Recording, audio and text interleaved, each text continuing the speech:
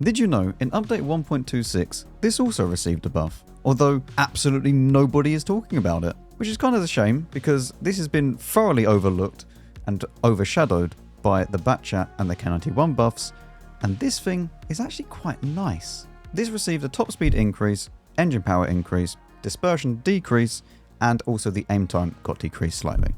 So not a massive buff, as you can tell by the stats that you've just seen, but it's enough to make it more competitive towards the Centurion Action 10, which is what this tank was always a competitor to. The Centurion in recent months has just zoomed away in regards of playability and competitiveness compared to the Patton, and the Patton was always quite slow. It had a little bit more armor than Centurion on the most part, although recently doesn't really seem to make any difference whatsoever. But the Centurion was always that ridgeline tank, and the Patton was always that brawling tank. And now the Patton has got a top speed increase, meaning that you can make this thing go all the way up to 56 kilometers an hour, which is very, very close to basically every other medium tank. And also the power to weight being 23, specific power to weight ratio, is very, very nice as well, meaning that it will get up to that top speed quickly. And let's not also forget that this is 420 meters base view range, meaning that it is the joint highest in the game, along with the 121B, the M60, the other light tanks that have all, 420 base. This thing is very, very well suited to spot other people, even if it isn't very well suited to be camouflaged because it is quite big. Now in this video, I'm going to be quickly going through the setup of the tank, which includes equipment, field mods, crew, whatever else it might be, and then we're going to be playing some live gameplay.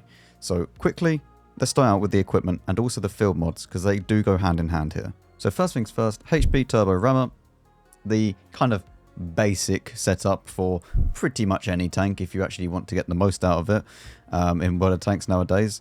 Yes, you can drop the turbo for vents, and it is completely viable, especially now with all of these new crew skills. Vents is quite nice. However, because it got buffed with the top speed in particular, I wanted to try with the turbo, and I'm also using, for the field mods, and for number 7, the top forward speed, at the detriment to view range, because this already gets very, very good view range. So limiting it down slightly, just to give it the most out of it, because even though that, yes, this does have an outstanding view range, right, you can spot loads of people, the tank is not really suited to spotting. It's more of a brawler, and the view range is just a nice to have. And also, for the hardening, make sure you are using the left-hand field mod for the 8th one, because this will give you extra track durability, making sure that you're not tracked in one shot, allowing you to brawl a lot easier. And if you do want all the field mods just in one place, there you go. That is everything. We have left, right, left. For number 5, make sure it is on the left-hand side. Again, if you're going to be brawling, there's no point choosing camo because this tank doesn't really get any camo, to be honest with you. So might as well just choose left-hand side for the brawling. It's going to give you a better repair speed and also a better top reverse speed, so you can quickly get out of situations as well. And then obviously on the right-hand side, we've already spoken about. So yes, obviously you could go and drop the turbo for vents, and that's completely viable as well. I'll probably do that in the second game, just to show you what it's like. And then for the secondary loadout, we are using the spotting setup. No, I'm not dropping the rammer. That is dumb. So we are using optics, CVS, and rammer, which means that I can quickly spot people. If I do get on Prokhorovka, this means that I can go to the middle of the map and just play that quick peek up, spot whatever's there, and then back off again. I don't need to be sitting in a bush. I don't need to be doing anything. I just need to be annoying, where if someone is trying to move around or whatever and they're not in a light tank, I can quickly spot them. So 518 meters view range is more than enough with CVS to fully spot anyone. Unless they're a light tank like an EFC even 90 in a bush with, 55% camo, because I'm never spotting that. But you get the point, hopefully, of this setup. It's one that I use on pretty much every single medium tank, just because it's useful to have. And now for a quick look at the crew, and I do mean just a quick look. I'm just going to be showing you each perk, and then you can see what each one is. So for the commander, we have this. For the gunner, we have this. Driver, and then the loader, which is also the radio operator. And because we do have a spotting build, we are going to be using comms expert. Now the ammo on this tank is very, very good. Like, it is one of the best ammos you can get, because it has very, very nice APCR rounds and very, very, very nice heat rounds. It's not as good as the Centurion though, because the HE does let it down. It's only 53 pen. You're not really going to be doing much with this. It's quite annoying. However, it's there in case you do come across someone. Well, for our first game, we're on Glacier, and we are going to go to the middle of the map. Now, this does get very, very nice gun depression, as you can see. I believe it's -10, I think. I don't know. If I remember, then I'll say at the end. But yeah, this gets very, very nice gun depression. It was always that the Centurion was the better ridgeline tank, and that's just because of the way the turret was. But this has never been, a bad tank for sitting on a ridgeline. Oh, hello. Tortoise is sitting at the back of the map. Excellent. Let's. I can't even spot this Tortoise. I don't know whether or not he's at the very back over there. I think he is, because I would have spotted him. So I think he's actually up here on that ridgeline. And a Jagdpanzer. Okay. Triangle no move. Triangle sit at back. This is what triangle does. Triangle no attack. Right. We well, I mean, I guess we go over and fight the heavies, because it's useless being in the middle, because I'm never going to spot them because they're too far back. Where they are up here, so they're out of my view range or spotting range. So what we'll do, we'll go over here, we'll fight the phase 1 and friends, and we'll then see what is going on. Okay, E75. We're going to need heat for him though. The reason being is that I want to go straight through his forehead. If I could hit.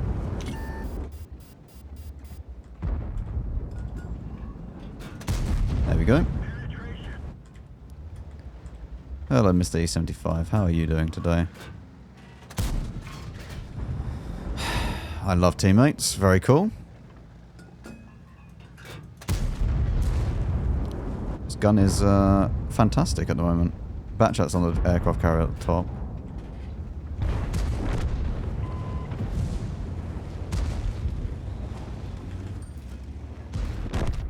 I don't know. Do I have? I do have elevation. Very good.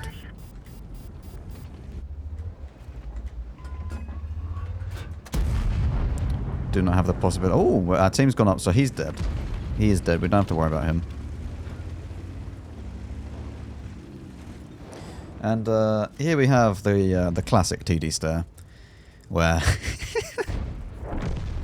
Mr. Jagdpanzer, he's not going to move at all forever until such time as I have either moved somewhere else or someone else has moved, gone unspotted, whatever it might be. We'll just help out this TT-130 in case the phase 1 decides to push. There's no way of us actually pushing these. Like, I can't push across because of the Jagdpanzer. Man, so many people are using fire extinguishers now. I don't understand it. Should we see if Mr. Yep, he's still there. It's a law. Triangle must not move until such time as damage has been moved away, spotted elsewhere, or they're no longer peeking it. I'm going to try and go around the middle. I wonder if the Tortoise is still there. I mean, we know the Jagdpanzer isn't at the very back now. But I do wonder if Mr. Tortoise is still at the very back of the map. Guess we'll find out. I mean, the good news is that I'm now coming around behind all of these, and where's the Tortoise?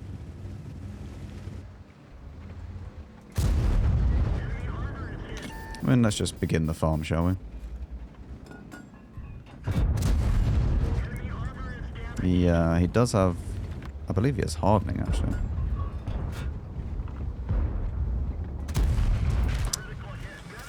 I thought I was going to be able to actually track him, but I can't.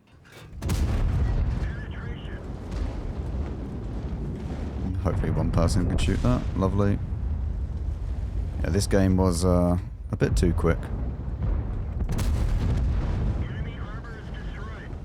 Where did the Tortoise go?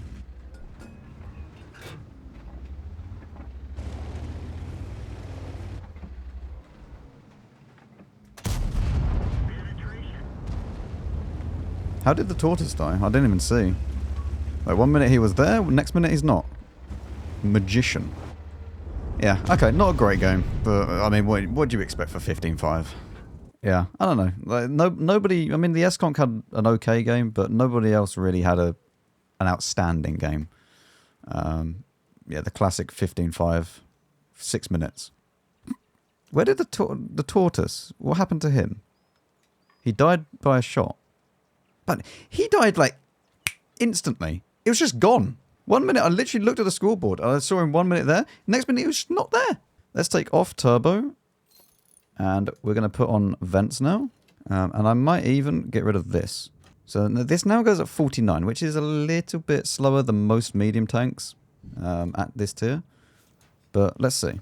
Okay, so this is the new top speed. I am using engineer, so it is increased by 1 kilometer an hour. So you can take for that what you will, but it's basically 48 kilometers an hour. Yes, it will go up to 49, but it's this is what I mean. It's a bit slower than most of the mediums, because the most mediums will go at 50 or 55. And I understand that this is a medium that kind of is more akin to like a 430U. But I'm pretty sure even that goes at like 50 or something. So, I don't know. I can't actually remember what the 430U's top speed is. I don't think it's that slow though. Either way, do you need a turbo? No, you don't need... How are you on such low health? Okay, well he had fun. But we're going to go up to here on good old El Halluf, and we'll see if anybody's crossing. Obviously very, very nice that we have all this gun depression as well. I don't think anybody's going to cross that now that the 277 is there. We do have 2 artillery, which is a little bit annoying. Hello, Batchat. How do you do? Oh, okay. Our gun depression lets us down slightly.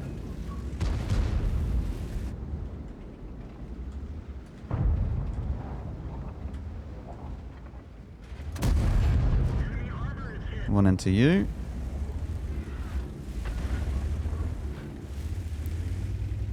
Batchat's going to be a little bit annoying, him being here, but... Oh, okay. I mean, I don't really like this play from Panzer 7, but right, whatever.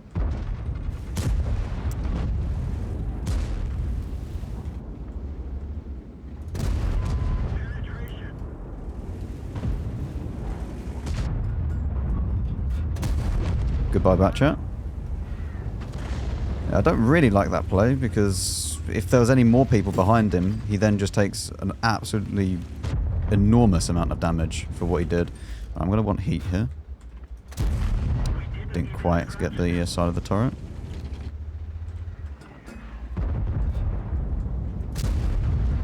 I think I hit the shovel. I am worried. There's an FE that is yet to be spotted.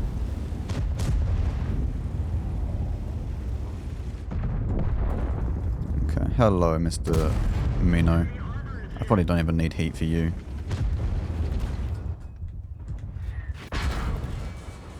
$300 from that. Right, we'll go back to OPCR because I'm pretty sure we don't need heat. Especially if he does that. Alright, maybe I do. 2 from the Batchat RT. Yes. I get hit for 2 damage and I'm stunned for 12 seconds. Very cool. We get assistance on the Batchat though. It's time to move around.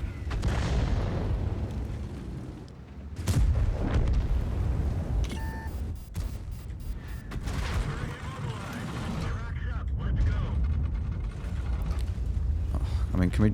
Oh. Man, I hate being stunned. It's literally the worst feature of this game. Apart from artillery in general. But like, you just can't do anything when you're stunned. Your tank is genuinely useless.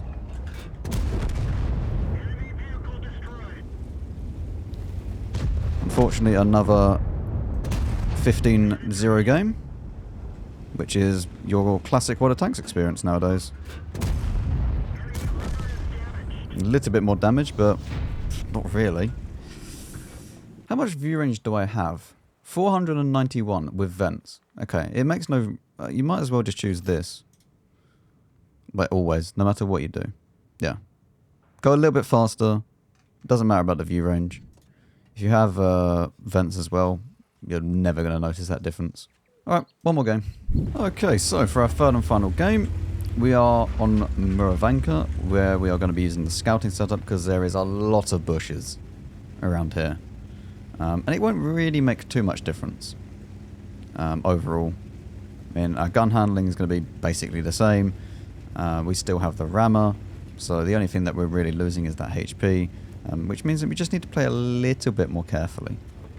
We don't have to be ultra careful, but just careful enough that we don't get tracked out in the open, for example.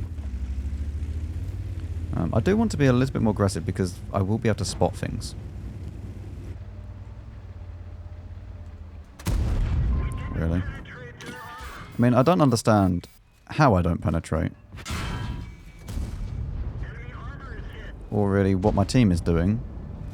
But they're not shooting what is YOLOing me here. Oh, lovely. Yeah. Well, that was an amazing team I have. I have 2 Foshes that are literally not shooting people. Nice. Excellent.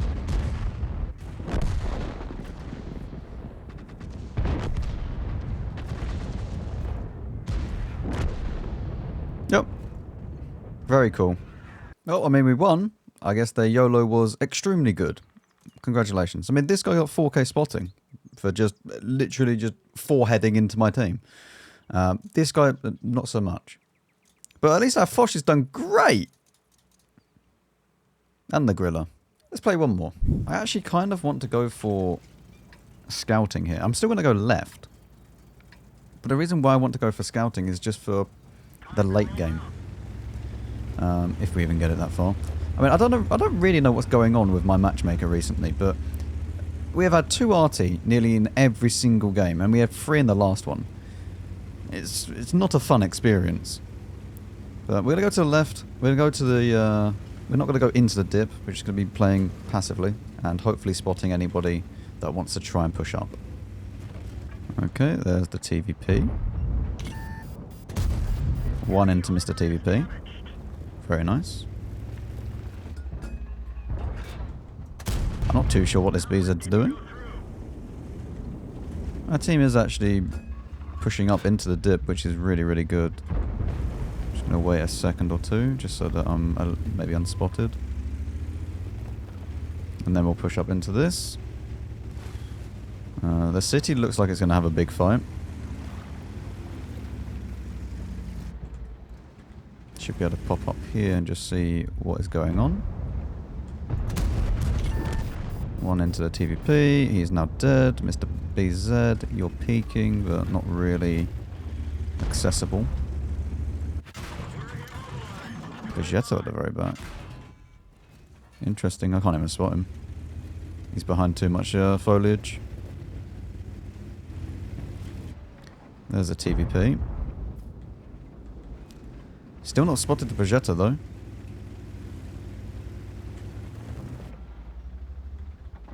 I'm guessing he's behind a lot more.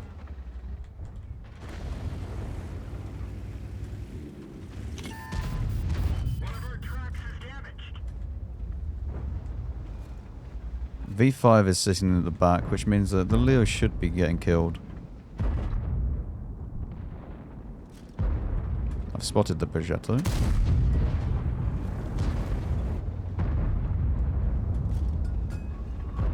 Very good. Never really going to spot this TV... Well, shoot this TVP at that angle. What is that E3 doing?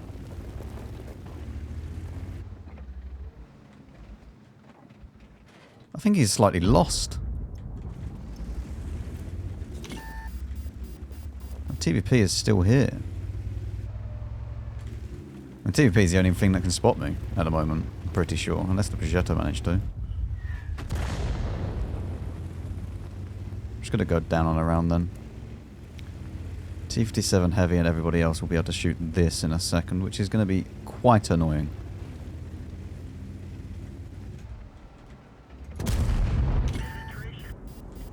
That can't shoot me. Good. Although it's my spotting, which is impressive.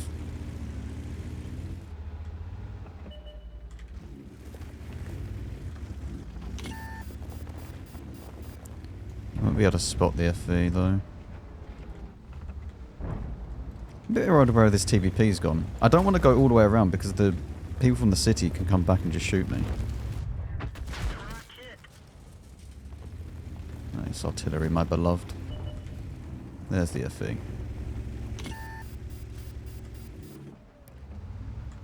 This is what I mean. You just poke up, you get the spotting and back off again. It's all that you have to do in this tank.